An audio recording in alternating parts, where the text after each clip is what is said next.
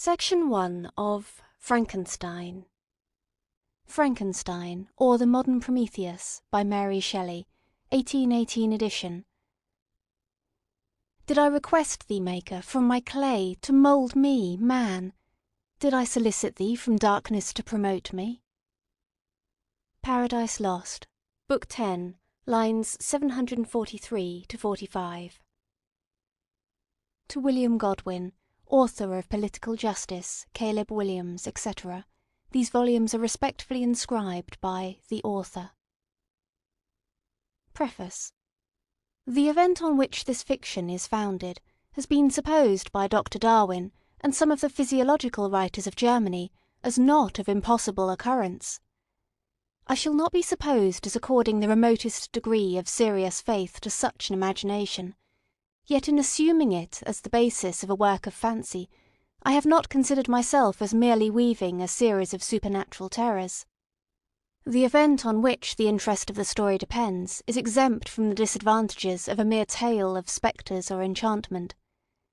It was recommended by the novelty of the situations which it develops, and, however impossible as a physical fact, affords a point of view to the imagination for the delineating of human passions more comprehensive and commanding than any which the ordinary relations of existing events can yield. I have thus endeavoured to preserve the truth of the elementary principles of human nature, while I have not scrupled to innovate upon their combinations. The Iliad, the tragic poetry of Greece, Shakespeare in The Tempest and Midsummer Night's Dream, and most especially Milton in Paradise Lost, conform to this rule, and the most humble novelist, who seeks to confer or receive amusement from his labours, may, without presumption, apply to prose fiction a licence, or rather a rule, from the adoption of which so many exquisite combinations of human feeling have resulted in the highest specimens of poetry. The circumstance on which my story rests was suggested in casual conversation. It was commenced, partly as a source of amusement, and partly as an expedient for exercising any untried resources of mind. Other motives were mingled with these as the work proceeded. I am by no means indifferent to the manner in which whatever moral tendencies exist in the sentiments or characters it contains shall affect the reader, yet my chief concern in this respect has been limited to avoiding the enervating effects of the novels of the present day, and to the exhibition of the amiableness of domestic affection and the excellence of universal virtue. The opinions which naturally spring from the character and situation of the hero are by no means to be conceived as existing always in my own conviction, nor is any inference justly to be drawn from the following pages as prejudicing any philosophical doctrine of whatever kind. It is a subject also of additional interest to the author that this story was begun in the majestic region where the scene is principally laid, and in society which cannot cease to be regretted. I passed the summer of 1816 in the environs of Geneva. The season was cold and rainy, and in the evenings we crowded around a blazing wood fire, and occasionally amused ourselves with some German stories of ghosts, which happened to fall into our hands. These tales excited in us a playful desire of imitation. Two other friends, a tale from the pen of one of whom would be far more acceptable to the public than anything I can ever hope to produce, and myself, agreed to write each a story, founded on some supernatural occurrence.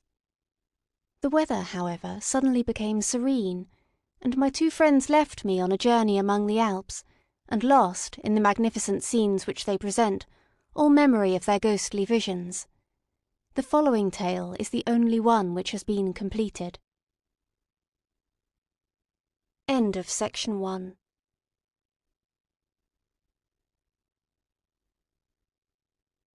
Section 2 of Frankenstein by Mary Shelley.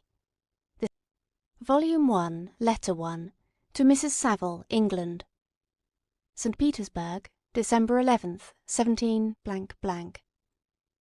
You will rejoice to hear that no disaster has accompanied the commencement of an enterprise which you have regarded with such evil forebodings. I arrived here yesterday, and my first task is to assure my dear sister of my welfare and increasing confidence in the success of my undertaking. I am already far north of London, and as I walk in the streets of Petersburg, I feel a cold northern breeze play upon my cheeks, which braces my nerves and fills me with delight. Do you understand this feeling? This breeze, which has travelled from the regions towards which I am advancing, gives me a foretaste of those icy climes. Inspired by this wind of promise, my daydreams become more fervent and vivid. I try in vain to be persuaded that the pole is the seat of frost and desolation. It ever presents itself to my imagination as the region of beauty and delight.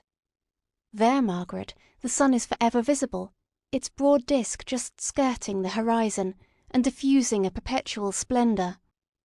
There, for with your leave, my sister, I will put some trust in preceding navigators, there snow and frost are banished, and, sailing over a calm sea, we may be wafted to a land surpassing in wonders and in beauty every region hitherto discovered on the habitable globe.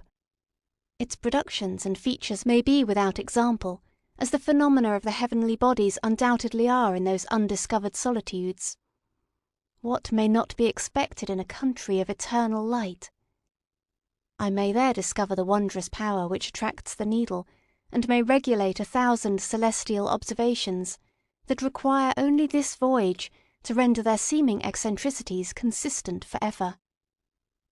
I shall satiate my ardent curiosity with the sight of a part of the world never before visited, and may tread a land never before imprinted by the foot of man. These are my enticements, and they are sufficient to conquer all fear of danger or death, and to induce me to commence this laborious voyage with the joy a child feels when he embarks in a little boat, with his holiday mates, on an expedition of discovery up his native river. But, supposing all these conjectures to be false, you cannot contest the inestimable benefit which I shall confer on all mankind to the last generation, by discovering a passage near the pole to those countries, to reach which, at present, so many months are requisite, or by ascertaining the secret of the magnet, which, if at all possible, can only be effected by an undertaking such as mine. These reflections have dispelled the agitation with which I began my letter, and I feel my heart glow with an enthusiasm which elevates me to heaven, for nothing contributes so much to tranquillize the mind as a steady purpose, a point on which the soul may fix its intellectual eye. This expedition has been the favourite dream of my early years. I have read with ardour the accounts of the various voyages which have been made in the prospect of arriving at the North Pacific Ocean through the seas which surround the pole. You may remember that a history of all the voyages made for purposes of discovery composed the whole of our good Uncle Thomas's library. My education was neglected, yet I was passionately fond of reading. These volumes were my study day and night, and my familiarity with them increased that regret which I had felt as a child on learning that my father's dying injunction had forbidden my uncle to allow me to embark in a seafaring life. These visions faded when I perused, for the first time, those poets whose effusions entranced my soul and lifted it to heaven. I also became a poet, and for 1 year lived in a paradise of my own creation. I imagined that I also might obtain a niche in the temple where the names of Homer and Shakespeare are consecrated. You are well acquainted with my failure, and how heavily I bore the disappointment. But just at that time I inherited the fortune of my cousin, and my thoughts were turned into the channel of their earlier bent. 6 years have passed since I resolved on my present undertaking. I can, even now, remember the hour from which I dedicated myself to this great enterprise. I commenced by inuring my body to hardship. I accompanied the whale fishers on several expeditions to the North Sea. I voluntarily endured cold, famine, thirst, and want of sleep. I often worked harder than the common sailors during the day, and devoted my nights to the study of mathematics, the theory of medicine, and those branches of physical science from which a naval adventurer might derive the greatest practical advantage. Twice I actually hired myself as an undermate in a Greenland whaler, and acquitted myself to admiration. I must own I felt a little proud when my captain offered me the second dignity in the vessel, and entreated me to remain with the greatest earnestness, so valuable did he consider my services. And now, dear Margaret, Do I not deserve to accomplish some great purpose? My life might have been passed in ease and luxury, but I preferred glory to every enticement that wealth placed in my path. Oh, that some encouraging voice would answer in the affirmative! My courage and my resolution is firm, but my hopes fluctuate, and my spirits are often depressed. I am about to proceed on a long and difficult voyage, the emergencies of which will demand all my fortitude. I am required not only to raise the spirits of others, but sometimes to sustain my own when theirs are failing. This is the most favourable period for travelling in Russia. They fly quickly over the snow in their sledges, the motion is pleasant, and in my opinion far more agreeable than that of an English stagecoach. The cold is not excessive if you are wrapped in furs, a dress which I have already adopted, for there is a great difference between walking the deck and remaining seated motionless for hours, when no exercise prevents the blood from actually freezing in your veins. I have no ambition to lose my life on the post road between St. Petersburg and Archangel. I shall depart for the latter town in a fortnight or 3 weeks, and my intention is to hire a ship there, which can easily be done by paying the insurance for the owner, and to engage as many sailors as I think necessary among those who are accustomed to the whale fishing. I do not intend to sail until the month of June, and when shall I return? Ah, dear sister, how can I answer this question? If I succeed, many, many months, perhaps years, will pass before you and I may meet. If I fail, you will see me again soon, or never. Farewell, my dear, excellent Margaret. Heaven shower down blessings on you, and save me, that I may again and again testify my gratitude for all your love and kindness. Your affectionate brother, R. Walton. End of section 2.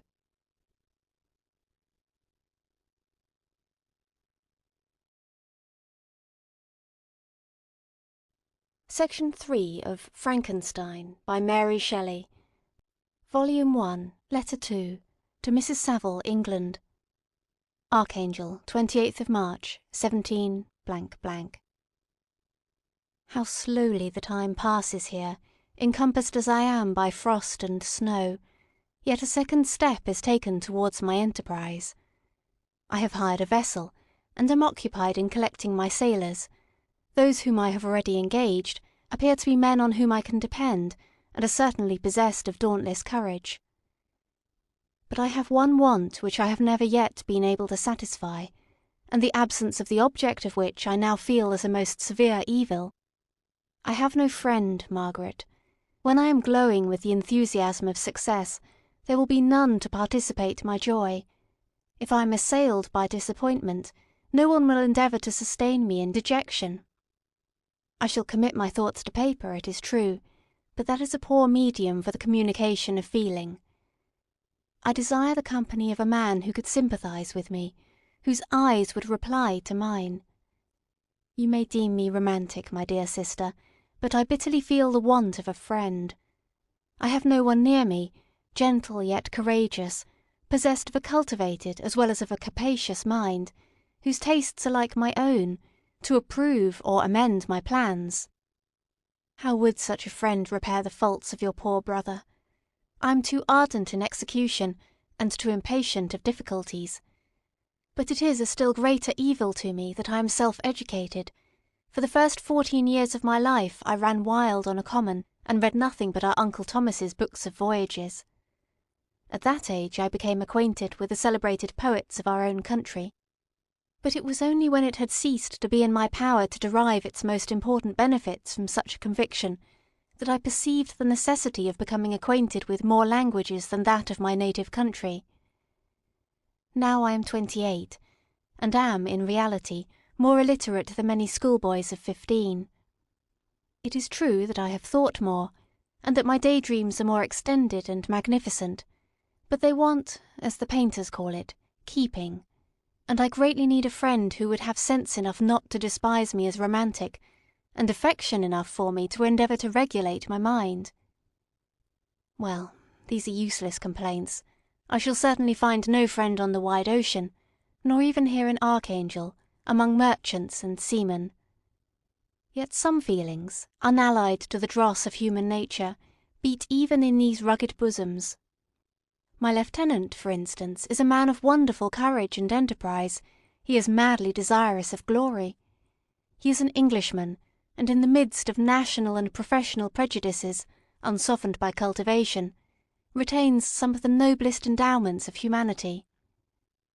I first became acquainted with him on board a whale vessel. Finding that he was unemployed in this city, I easily engaged him to assist in my enterprise. The master is a person of an excellent disposition, and is remarkable in the ship for his gentleness and the mildness of his discipline.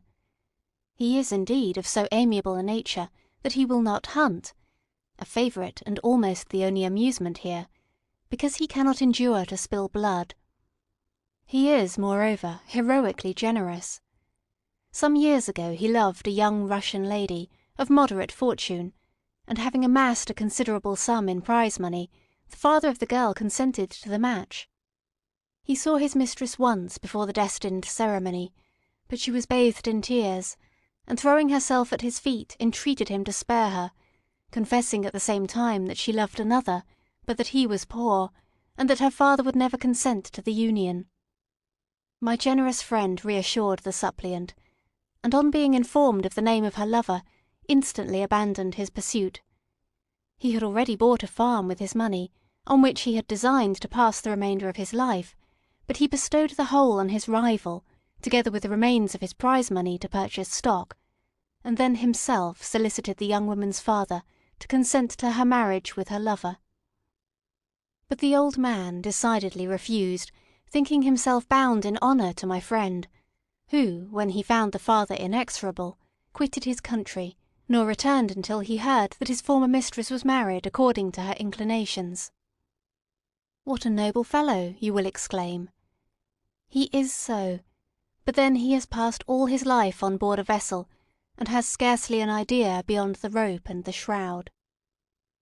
But do not suppose that, because I complain a little, or because I can conceive a consolation for my toils which I may never know, that I am wavering in my resolutions.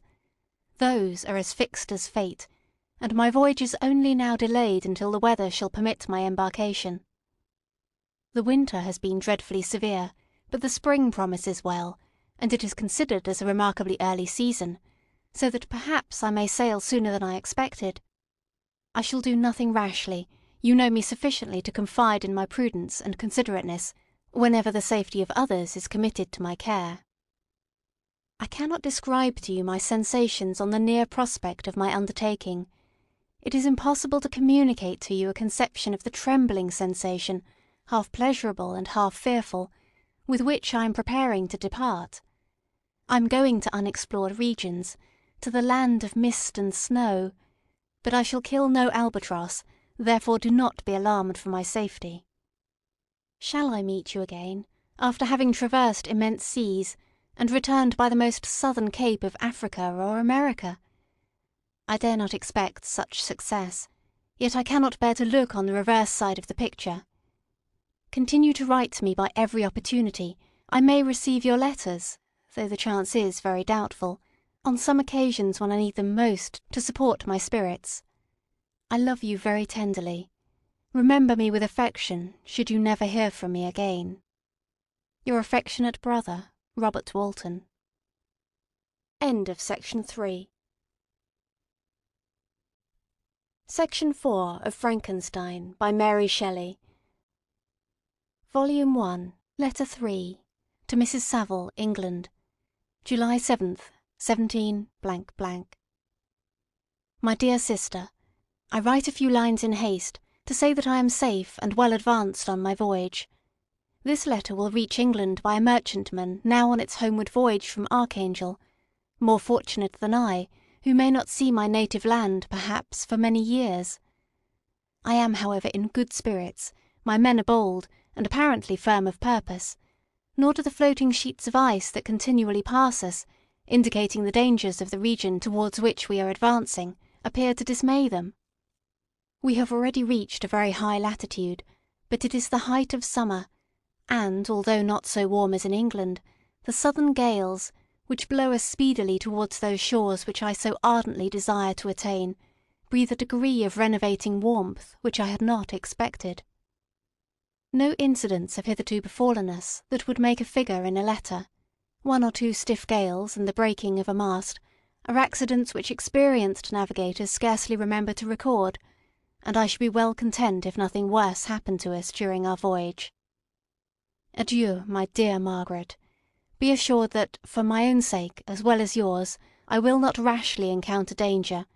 I will be cool, persevering, and prudent. Remember me to all my English friends. Most affectionately yours, R. W. End of section 4.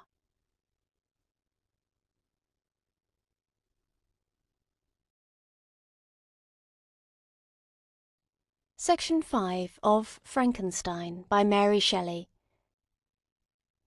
Volume 1, Letter 4, to Mrs. Saville, England. August 5th, 17 . So strange an accident has happened to us that I cannot forbear recording it, although it is very probable that you will see me before these papers can come into your possession. Last Monday, July 31st, we were nearly surrounded by ice, which closed in the ship on all sides, scarcely leaving her the sea-room in which she floated. Our situation was somewhat dangerous, especially as we were compassed round by a very thick fog. We accordingly lay to, hoping that some change would take place in the atmosphere and weather. About 2 o'clock the mist cleared away, and we beheld, stretched out in every direction, vast and irregular plains of ice, which seemed to have no end. Some of my comrades groaned, and my own mind began to grow watchful with anxious thoughts, when a strange sight suddenly attracted our attention, and diverted our solicitude from our own situation. We perceived a low carriage, fixed on a sledge and drawn by dogs, pass on towards the north, at the distance of half a mile. A being which had the shape of a man, but apparently of gigantic stature, sat in the sledge and guided the dogs. We watched the rapid progress of the traveller with our telescopes, until he was lost among the distant inequalities of the ice. This appearance excited our unqualified wonder. We were, as we believed, many hundred miles from any land, but this apparition seemed to denote that it was not, in reality, so distant as we had supposed. Shut in, however, by ice, it was impossible to follow his track, which we had observed with the greatest attention. About 2 hours after this occurrence, we heard the ground sea, and before night the ice broke and freed our ship. We, however, lay to until the morning, fearing to encounter in the dark those large loose masses which float about after the breaking up of the ice. I profited of this time to rest for a few hours. In the morning, however, as soon as it was light, I went upon deck, and found all the sailors busy on one side of the vessel, apparently talking to someone in the sea. It was in fact a sledge, like that we had seen before, which had drifted towards us in the night on a large fragment of ice. Only one dog remained alive, but there was a human being within it, whom the sailors were persuading to enter the vessel. He was not, as the other traveller seemed to be, a savage inhabitant of some undiscovered island, but a European. When I appeared on deck, the master said, "Here is our captain, and he will not allow you to perish on the open sea." On perceiving me, the stranger addressed me in English, although with a foreign accent. "Before I come on board your vessel," said he, "will you have the kindness to inform me whither you are bound?" You may conceive my astonishment on hearing such a question addressed to me from a man on the brink of destruction, and to whom I should have supposed that my vessel would have been a resource which he would not have exchanged for the most precious wealth the earth can afford. I replied, however, that we were on a voyage of discovery towards the North Pole. Upon hearing this he appeared satisfied, and consented to come on board. Good God! Margaret, if you had seen the man who thus capitulated for his safety, your surprise would have been boundless. His limbs were nearly frozen, and his body dreadfully emaciated by fatigue and suffering. I never saw a man in so wretched a condition. We attempted to carry him into the cabin, but as soon as he had quitted the fresh air he fainted. We accordingly brought him back to the deck, and restored him to animation by rubbing him with brandy, and forcing him to swallow a small quantity. As soon as he showed signs of life, we wrapped him up in blankets and placed him near the chimney of the kitchen stove. By slow degrees he recovered and ate a little soup, which restored him wonderfully. 2 days passed in this manner before he was able to speak, and I often fear that his sufferings had deprived him of understanding.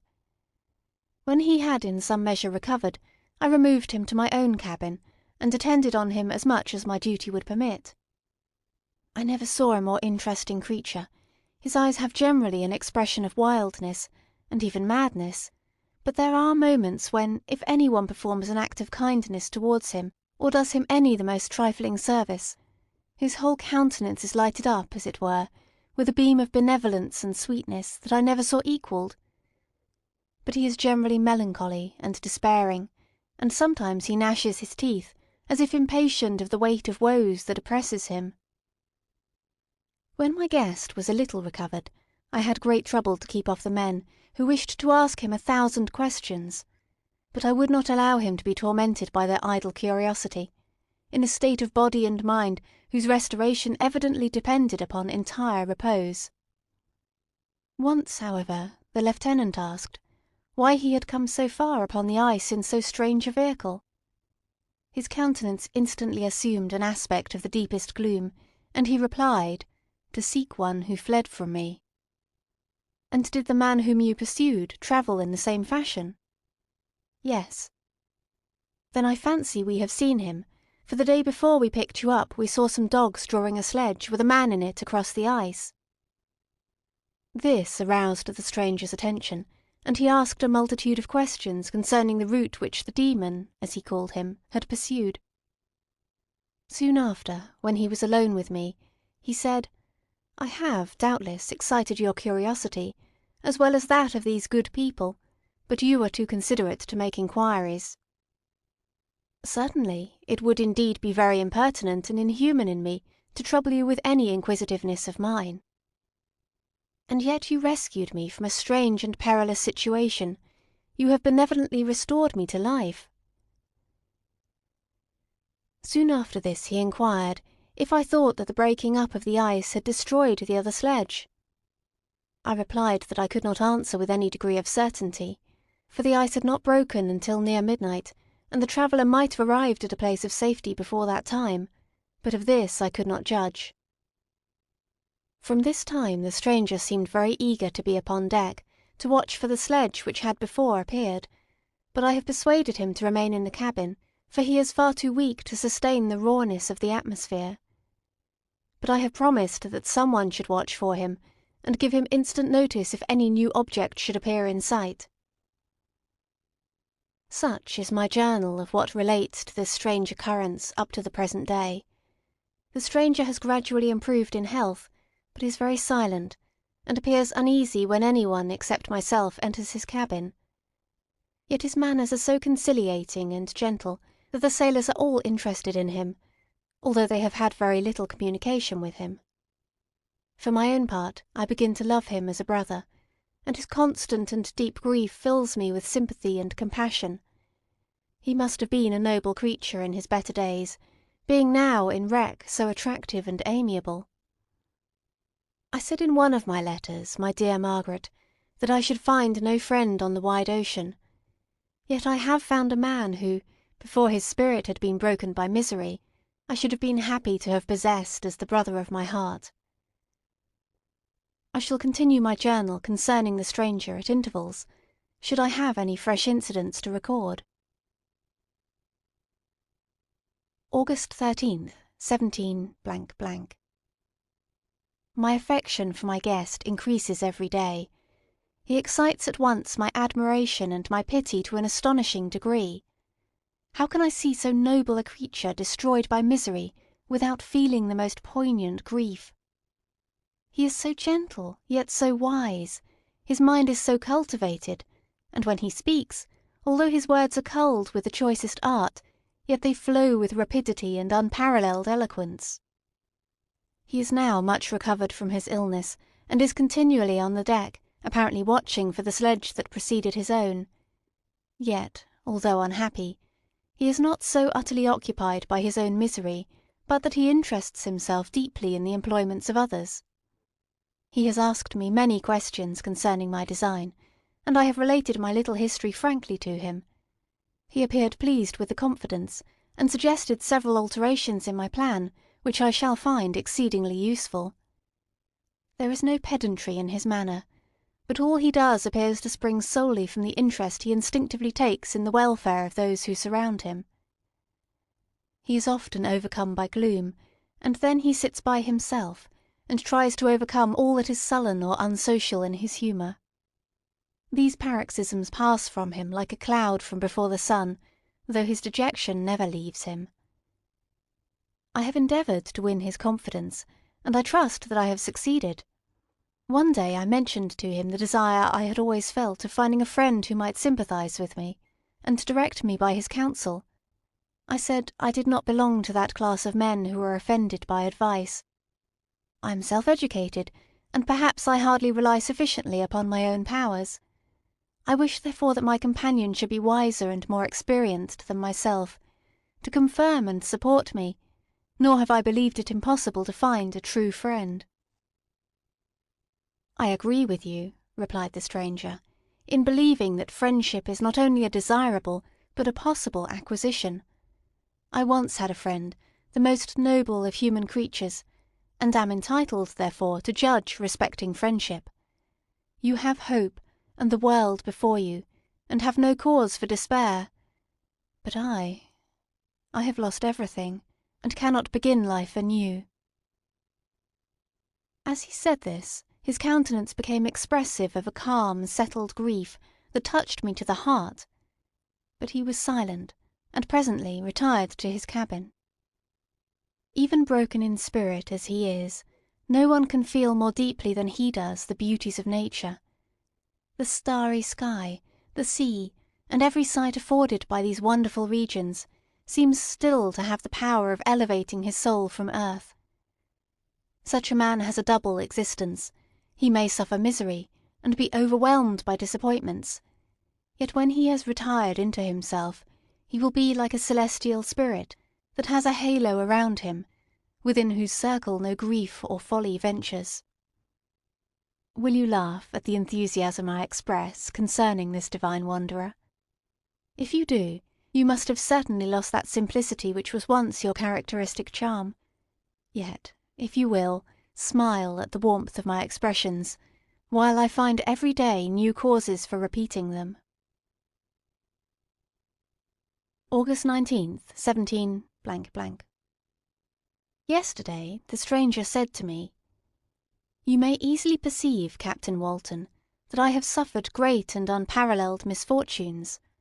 I had determined once that the memory of these evils should die with me, but you have won me to alter my determination. You seek for knowledge and wisdom as I once did, and I ardently hope that the gratification of your wishes may not be a serpent to sting you, as mine has been.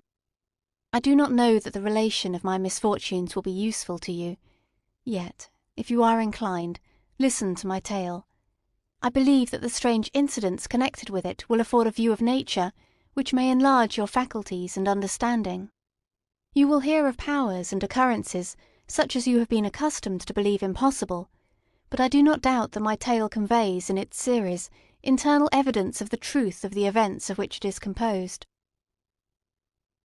You may easily imagine that I was much gratified by the offered communication, yet I could not endure that he should renew his grief by a recital of his misfortunes. I felt the greatest eagerness to hear the promised narrative, partly from curiosity, and partly from a strong desire to ameliorate his fate, if it were in my power. I expressed these feelings in my answer. "I thank you," he replied, "for your sympathy, but it is useless. My fate is nearly fulfilled. I wait but for one event, and then I shall repose in peace. I understand your feeling," continued he, perceiving that I wished to interrupt him, "but you are mistaken, my friend, if thus you will allow me to name you. Nothing can alter my destiny. Listen to my history, and you will perceive how irrevocably it is determined." He then told me that he would commence his narrative the next day when I should be at leisure. This promise drew from me the warmest thanks.